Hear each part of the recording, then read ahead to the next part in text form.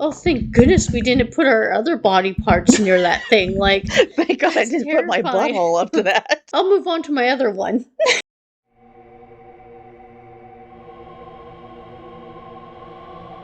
Welcome, everyone. I'm Jess. And I'm Bree. Today we're going to be talking about fears that shaped us. I got some weird water phobias along with orcas. All right, so the first one, it is the strangest fear. It's the fear of water. So I went on through my life wondering why I am so scared of water. But I was also really always fascinated with like waves or being under waterfalls and looking at a wave and having it crash down on me. But yet as soon as like my head's in the water, I freak out. And I was talking to my dad about this. This is years later, right? Like you're a full-on adult now. Yeah, I'm a full-on adult and I was like talking to my dad about why I'm so scared of water.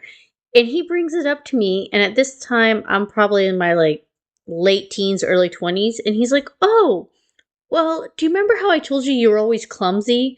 Well, one time you were about two, maybe two and a half.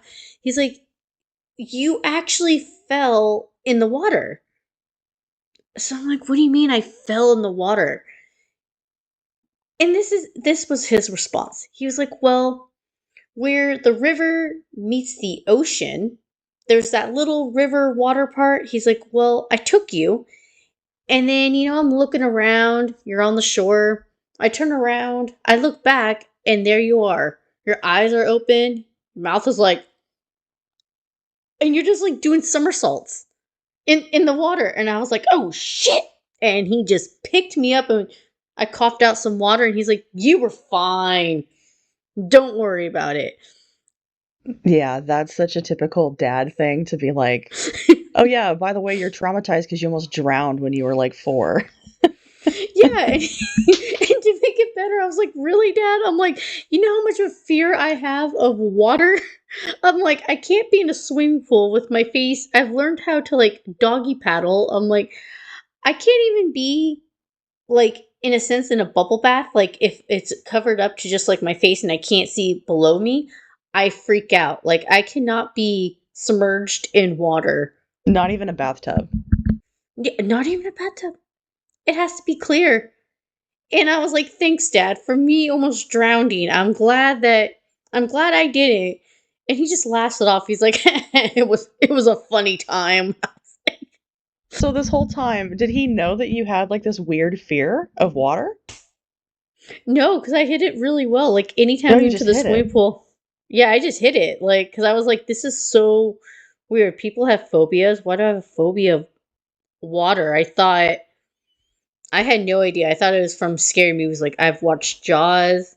I honestly thought it came from Jaws, like watching Jaws at a young age and thinking there was a giant shark in the water. I was like, that has to be it. But no.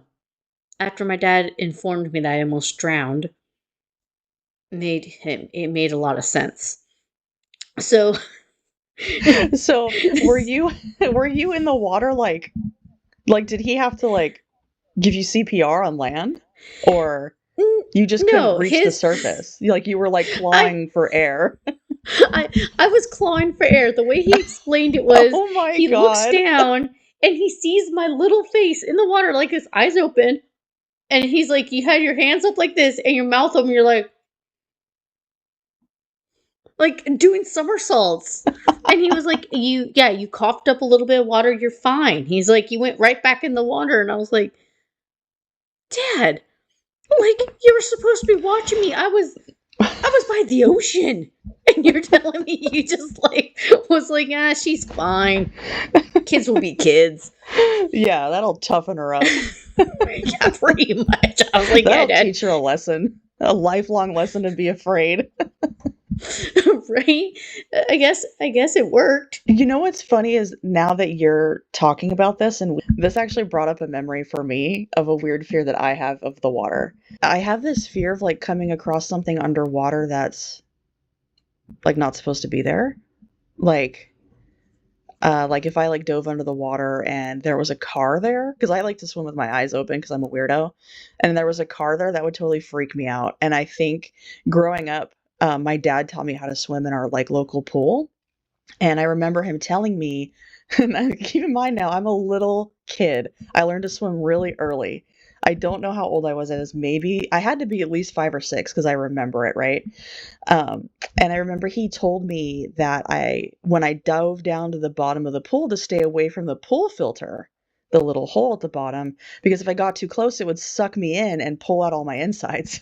Oh my Um, and then I believe it was also my father who told me that if I go into a jacuzzi, that there's a big hole in the middle, and it'll suck you down, and you'll get stuck in a pipe, and you'll die.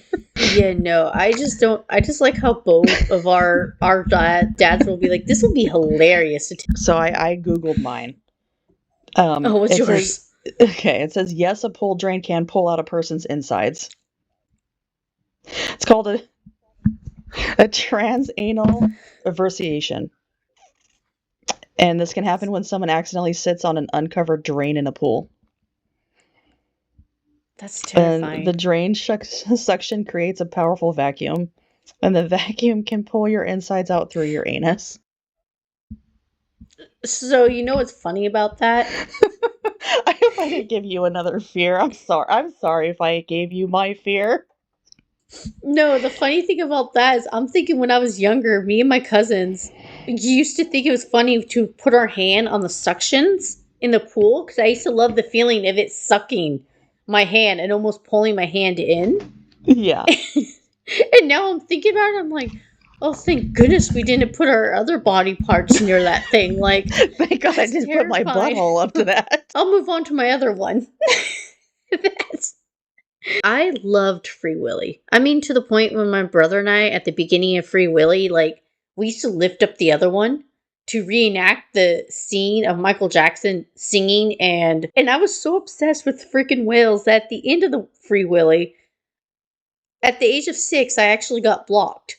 Blocked from calling the 1-800 whale hotline to save the whales because I would call the Wait. whale hotline. Wait, how? Wait a second. They blocked you from calling the Free Willy hotline. They did because I would always call them How did at they least do three, that? I don't know, at least 3 times a day. I would call them to ask them if I could talk to Willie or Randolph or Jesse or Ray, any of the characters that were in the movie. And sometimes they would play whale noises. So I would have a conversation, which I thought was Willie. So I'd be asking him, and it would just be a whale noise on the background. Wait, what if wait. What if there was somebody like that had to physically answer the phone? Because I mean, this was back in the '90s, so I don't know, like how automated stuff like that was. Like, what if you were actually talking to a person? They're like, "God damn it, this little kid is calling me again," and they're just like sitting there, like pushing a button to play whale noises while you're like talking to this whale, and they're like listening to you, and they're like, "Oh my god." Honestly, at this point, I think it might have been something like that because, like, so yeah, Why else would they block you? If it was automated, they would have no reason to block you. yeah. All I know is one day I called and it said this number is no longer in service. I did look it up, your Free Willy hotline, and I hate to be the bearer of bad news, but it still exists. So I don't know if they blocked you or if your dad was like, I'm not paying this fee anymore because she's running up a bill. There was the whale Telecom when I was older, and he was because he was more. They did more animal cruelty and stuff towards him. There was a lot more attacks. Like he on national TV, like he killed. I want to say at least 2 people. Then he was violent. I was confused and thought that was Willie. So then that turned on to a whole new fear of I'm like, oh my gosh, these things will kill you. Like they will literally kill you. I think your fear of the ocean and now the fear of the whales kind of play on one another a little bit too. They do. And then I found out there was a movie called Orca that was like the Jaws version, but with an killer orca whale. My last really big fear is a pretty common one, and it's clowns. Like, and it's I can't. So And by clowns, I meant like the original It. Like I was about 6 again. My parents let me watch the original It, thinking I would have loved it. Well, no, it scarred me in ways I never thought was even possible. So I watched the movie, the whole movie, and then after that, I was so scared of the word it. Like I would not say it. I would not write it. I was only in maybe 3rd, 4th grade, and we'd be writing a sentence on the board and it'd be like, it is raining. It's like, oh, Jess, can you read it? And I'd be like, is raining. And she's like, no, what? Well, you have to read the whole sentence. And I would sit there, I'm like, is raining? And they're like, no, it is raining. I'm like, mm-mm. Not saying it. Yeah, there Like, was me. I was I like, don't I'm want to not saying summon this. that So damn they clown. had to call my parents in and was like, there's something wrong. Jess will not say or write this word. And my parents were like, oh, well, she watched it, but she loved it.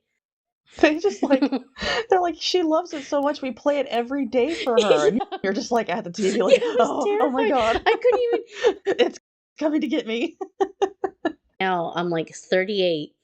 I was at a Starbucks, just getting a Starbucks, a normal day. It was like April or something. And I walked out, and there must have been some kind of festival going or a clown gathering. I don't really know. But I stepped out with my latte.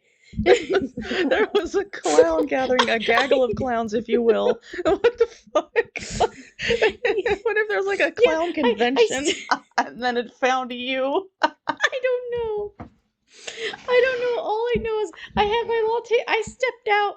I saw them walking across the street, and I was like, and like and they like and I like put my hands on my knees, like hyperventilating, and they gave me the weirdest look, and I'm like, are you okay? And You're I'm like, "Oh like, god, fine, it's I'm coming." fine. I was like, holy. I was like, why? Why would you do Oh my that? god. That's not the only time. The only another time was I worked at a gatekeeper. I was a gatekeeper when I was like 19 or 20.